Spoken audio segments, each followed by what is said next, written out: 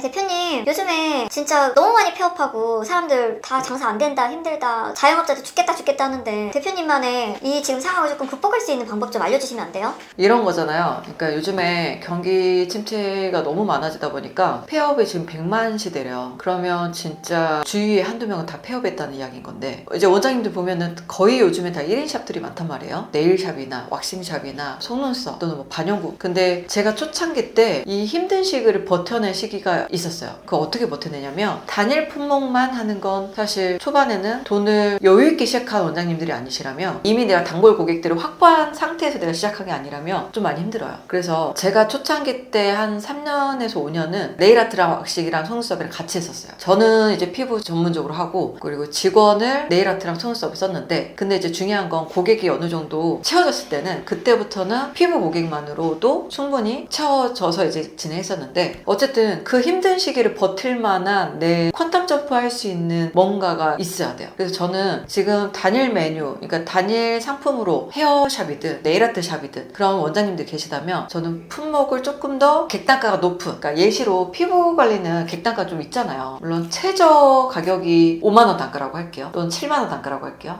그럼 최대 단가도 있을 거 아니에요? 그게 12만원이든 20만원이든 그 평균치라는 게 있는데, 그래도 한 10만원 단가 나올 거예요. 그렇다고 보면 헤어 같은 경우는 우리 최저 단가 얼마죠? 커트? 3만원? 그거 진짜 뭐 남자분들은 저렴하면 뭐 15,000원, 2만원도 하잖아요. 그쵸? 근데 비싼 단가도 분명히 있겠지만 그 최저 단가가 피부보다는 현재 낮다라는 거예요. 네일아트도 왁싱도 마찬가지예요. 그래서 높은 객단가를 좀 더 끌어올릴 수 있는 품목들을 저는 같이 접해서 진행을 해라 라고 꼭 얘기를 해주고 싶어요. 그렇게 내가 갖고 있던 업종에 플러스 지금 당장 뭐 왁싱이든 피부든 빨리 흡수해서 시작할 수 있는 걸 좀 찾으셨으면 좋겠고, 그게 저는 제가 마지막에 선택한 피부라는 품목은 당연히 객단가 그 중에서 제일 높았기 때문이에요. 그리고 클레임에 대한 요소도 현저히 리스크가 없었고요. 만족도가 높으면 당연히 고객에 대한 유치나 고객 이탈 방지가 없겠죠. 그렇게 플러스 우리가 조금 더 요즘 이제 양극화가 많이 돼 있잖아요. 가격이 너무 저렴하거나 또는 너무 비싸거나 중간이 없어지다 보니까, 그래서 이제 앞으로는 중간이 아닌 내가 고객들의 유입이 좀 더 편하게 올 수 있으면서 프리미엄이 붙을 수 있는 나만의 치트키가 무조건 필요해요. 그게 어떤 품목이든. 그래서 우리가 지금 갖고 있는 게 아이돌 윤곽 관리죠. 그리고 유전자 검사에 맞는 피부 관리. 아 대표님, 아니 대부분 요즘 1인샵이 많잖아요. 피부샵도 그렇고 헤어샵도 그렇고 네일샵도 그렇고 왁싱샵도. 근데 이 1인샵 원장님들이 진짜 신규하면 당일 노출나면 얼마나 허탈해요. 조금 안정적인 매출로 고수익 낼 수 있는 방법 없을까요?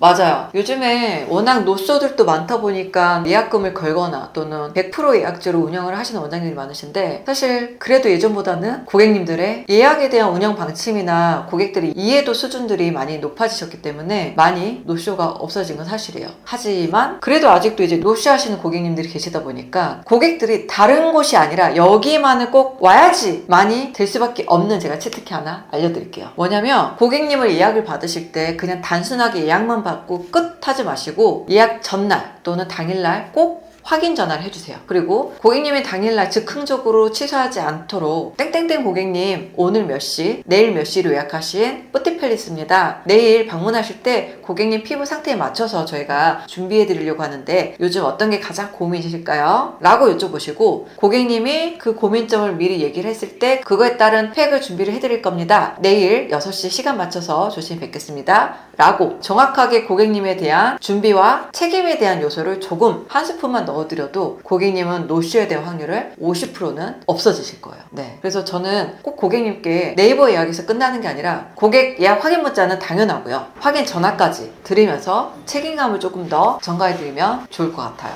꼭 써먹어보세요. 아니 대표님, 요즘에 진짜 대표님이 그때 말씀하셨던 것처럼 뭐 20년, 30년 된 장인들이 그렇게도 많으신데 다 폐업하고 문 닫고 장사 안 된다, 이런 업장들을 너무 많이 본 것 같아요. 어떻게 하면 이분들이 폐업을 하지 않고 좀 더 돈을 더 잘 벌고 영위할 수 있을까요? 맞아요. 요즘에 진짜 많이 폐업하시는 분들이 너무 많은데 너무 안타까워요, 사실. 그리고 누구보다도 뛰어나신 장인 정신을 갖고 계시는 선생님들 또는 원장님들 정말 많거든요. 그런 분들 보면 좀 저도 안타까운데, 이거 한 가지만 저는 기억하면 좋을 것 같아요. 원장님들이 그냥 이게 왜 필요한지를 설명하지 않고 좋으니까 하세요. 또는 관리 받고 좋았죠? 정확하게 하실 거예요? 안 하실 거예요가 아니라 A 할 거예요? B 할 거예요로 여쭤봐야 되는데, 할 건지 안 할 건지를 여쭤보고 계시더라고요. 그래서 중요한 게 고객님들께 절대적으로 이거 하세요 라고 하지 마세요. 왜 필요한지 설명을 해주시고 그 이후에 나타날 기대 효과 그리고 고객님들께 상상력을 파세요. 그래야 고객들은 이게 왜 필요한지 선택하시고 원장님께 충성 고객님이 될 겁니다. 그리고 제가 흔히 많이들 이 말씀 드리는데 내가 미용실에 가서 내가 염색을 하려고 5만 원을 주고 염색을 하는데 고객님께 느끼는 그 가심비가 5만 원이 아니라 10만 원으로 느낄 수 있게 해드려야지 고객님들은 여기서 돈을 소비를 하는 게 아, 나 진짜 잘 소비했구나 라고 느낍니다. 그래서 고객님은 내가 지불한 5만 원은 당연히 지불한 금액에 대한 서비스를 받는 개념이고 그 이상의 내가 5만 원이 아닌 10만 원에 대한 효과 또는 서비스를 받았을 때 이 고객님께서 한 번 더 방문하고 싶다라고 느끼시는 포인트입니다. 그렇다고 이것저것 그냥 다 퍼주란 이야기가 아니에요. 이거에 대한 왜 해줘야 되는 명목을 찾고 꼭 해주셔야 된다는 이야기입니다. 아시겠죠? 그렇지 않으면 오히려 호구 원장님이 되시는 지름길입니다. 고객님이 그게 당연한 권리라고 생각하기 때문에 절대적으로 이게 왜 서비스봉으로 들어가는지 그리고 고객님께 정말 필요한 품목이기 때문에 오늘은 제가 서비스로 오늘 진행해 드릴게요. 다음엔 프로모션 행사 때 꼭 이용해 주세요 라고 프로모션 행사를 미리 세일조합법으로 안내를 해드리는 것도 좋겠죠. 현재 내가 네일아트를 받고 있는데 또는 왁싱샵에서 왁싱을 받고 있는데 내가 피부까지 크로스 세일즈를 거부감 없이 고객님들께 안내를 해드리려면 고객님께 흥미를 먼저 팔아야 됩니다. 요즘 가성비 또는 가심비는 많이 들어보셨죠? 요즘은 가성비까지 있어야 됩니다. 뭔가 구매를 할 때 재미의 요소까지 들어가야 된다는 이야기인데요. 내가 왁싱샵을 운영을 하고 있다면 피부를 내가 같이 시작을 해서 고객님을 피부 고객님으로 끌어들일 때 왁싱과 피부를 같이 콜라보해서 관리를 받으실 분들은 프리미엄 고객님이 되신다 또는 그 프리미엄 고객님은 예시로 뽑기 게임을 할 수 있다라든지 이번 달 프로모션으로 팩이나 앰플 증정이 나간다라든지 그런 재미 요소를 함께 주셔야 된다는 이야기인 거죠. 그렇다면 고객이 관심이 없지 않은 이상 관심 있는 고객들은 함께 왁싱과 피부 함께 받고 싶어 하실 마음이 저절로 생기시겠죠? 뽑기 게임이나 이런 이벤트들을 같이 적용을 한다면 고객들은 가심비 있고 가전비까지 있는 그런 프로그램이나 프로모션으로 고객들은 이 공간을 더 재밌게 찾으실 수 있으시겠죠?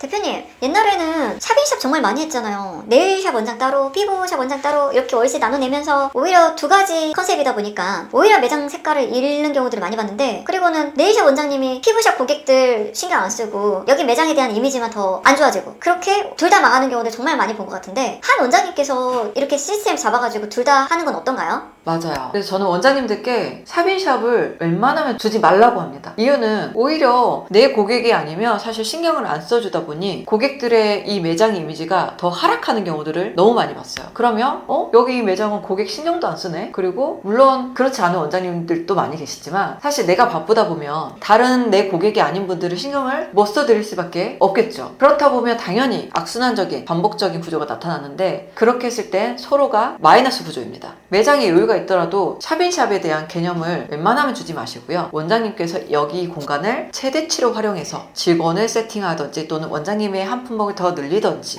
해서 진행하시는 걸 저는 추천을 드립니다. 내가 자격증을 새로 따야 되나요? 라고 해서 새로 시작을 하시는 경우도 계시지만 학과를 졸업해서 면허를 취득했거나 예전에 종합면허로 가지고 계신 분은 저는 지금 바로 주저하지 마시고 도전을 해보시라고 꼭 말씀드리고 싶어요. 피부샵 또는 왁싱샵만 더 추가하시는 거는 크게 비용 들지 않거든요. 그리고 기술 또한 노력만 하면 3개월이면 배우실 수 있습니다. 저는 꼭 도전하셔서 매출을 2배에서 3배 이상 증가하실 수 있을 거라고 확신하기 때문에 절대적으로 원장님의 이 고도의 테크닉과 전략을 낭비하지 마셨으면 좋겠어요.